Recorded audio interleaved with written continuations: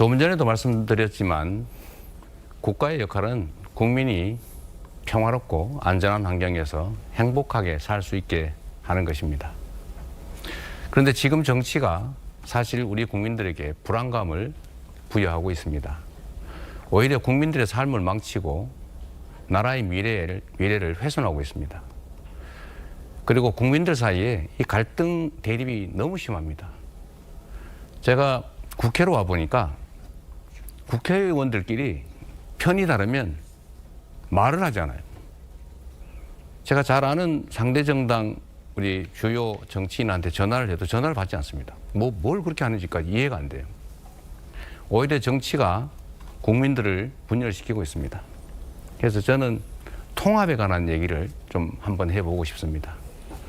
이 통합이라고 하는 것이 그냥 보기 좋게 하자고 통합이 아니라 그건 대통령이라고 하는 존재의 본질적인 제1의 책임입니다. 우리가 대통령 할 때 이 통령이라고 하면 지배자, 통치자 이런 의미도 있지만 실제로는 국민을 하나로 모으는 통합의 책임자, 큰 통합의 책임자 이런 의미도 있습니다. 국론이 분열되지 않도록 또 이해관계를 잘 조정해서 서로 한 쪽으로 힘을 모아야 국가도 발전하고 개인도 기회를 제대로 누릴 수가 있겠죠. 제가 김경수 후보님하고 이런 얘기를 한번 해보고 싶어요. 네. 지금 정치를 보시면 좀 어떠세요? 저는 이거 애들 같아요. 아니 원래 낮에서 뭐 싸우고 이해관계나 이런 것 때문에 싸우더라도 저녁 때는 좀 만나서 얘기도 좀 하고 인간적으로 뭐 감정적으로 미워하고 그럴 필요 없잖아요. 그죠? 어떻습니까? 기본적으로 정치의 본질이 갈등을 조정하고 중재하는 그게 정치의 본질 아니겠습니까? 그러려면 대화와 타협의 민주주의라고 하는 것이 정치에 구현되지 않으면 그 정치는 죽은 정치고 오히려 거꾸로 민주주의를 망가뜨린다고 하는 걸 이번에 확실하게 보여준 거 아닙니까? 대한민국은 정치가 민주주의를 망가뜨리고 그걸 국민들이 다시 회복시키고 구해주는 이 역사가 반복되고 있는데 이제는 이 고리를 끊어야 될 때가 된 거 아닌가 싶습니다. 저는 그런 느낌이 좀 들었어요. 공직 또는 공무라고 하는 건 기본적으로 남의 일이잖아요. 모두를 위한 일. 자기 개인의 이해관계가 걸린 일도 아닌 게 원칙인데 예를 들면 저는 지금 한 정치 일선에 있는 그분들 예를 들면 내란을 엄호를 해요. 동조를 할 뿐만 아니라 비호를 합니다. 그것도 정치행위인데 그게 국익에도 부합하지 않고 정치인의 본질적 책임에도 어긋나고 해서는 절대로 안 된 일인데 과감하게 하지 않습니까? 그거 왜 그런 것 같습니까? 또 어떻게 하면 이런 걸 좀 바꿀 수 있을 것 같아요?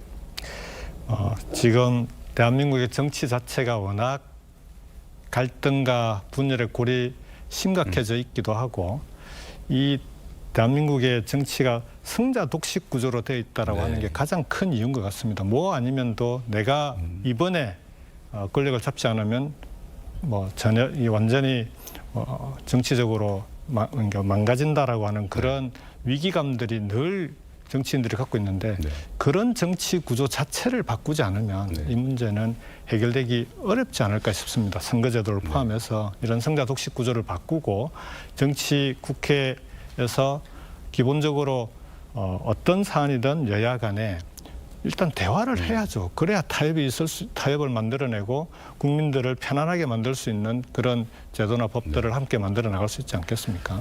당연히 대화하고 노력해야 되는데 근본적인 한계가 좀 있는 것 같아요. 그게 어떤 거냐면 정치라고 하는 건 기본적으로 공의를 목적으로 해야 되는데 모두의 이익을 목표로 해야 되는데 이게 사익을 목표로 하는 경우가 상당히 있는 것 같아요. 그 점에 대해서는 좀 엄정한 책임을 묻는 것이 정말 진정한 통합, 진짜 정치를 회복하는 길이 아닐까 그런 생각이 들었습니다.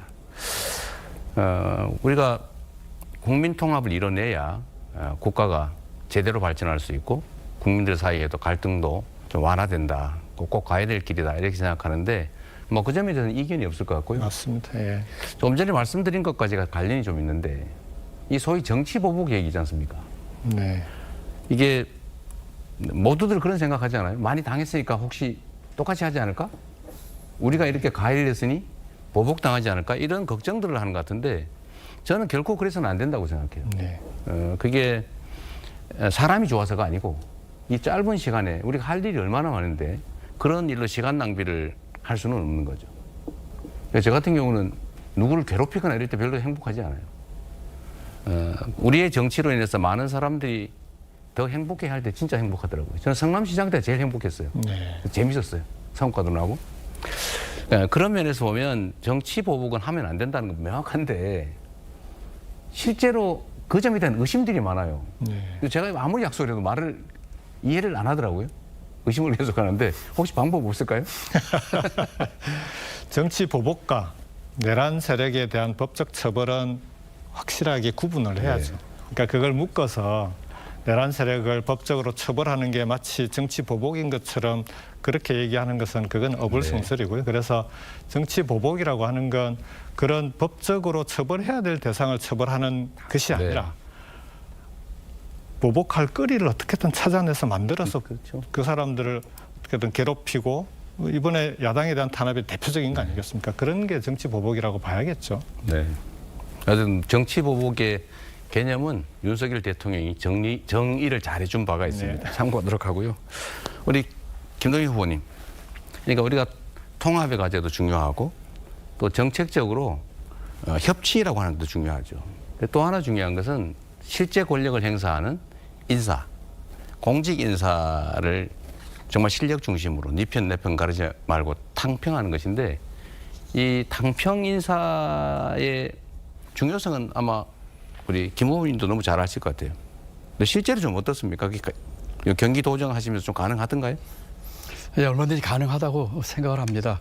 통합 이야기를 해주셔서 그 당위성은 전적으로 공감을 하고요.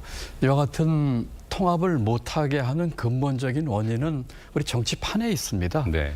지금의 이 헌법과 또 선거 제도가 승자 독식과 또 적과 나를 죽고 살리는 관계로 돼 있기 때문에 이 개헌과 이 선거법 개정이 꼭 필요한 것이고 또 하나는 저쪽 보고 통합하라고 하지 말고 우리부터가 어떠면 성찰하고 기득권 가진 거 우리부터 내려놓으면서 그 진정성을 보이는 것. 네. 그리고 아까 이제 말을 해도 잘 안 믿는 그런 건 참 안타깝습니다. 네. 그런데 알겠습니다. 예, 그런 신뢰 자산을 쌓는 것 네. 그런 것들이 중요하다고 생각합니다. 네. 지금 대한민국이 엄청나게 어려운 지경에 처해 있습니다. 국민들은 힘들고 경제는 망가지고 평화가 위협받고 있습니다. 힘을 모아야 될 때입니다. 작은 차이를 넘어서서 서로 상대를 인정하고 존중하고 그리고 타협해야 되겠죠. 인사도 정책도 함께하는 통합의 길을 가겠습니다. 네, 시간이 다 됐습니다.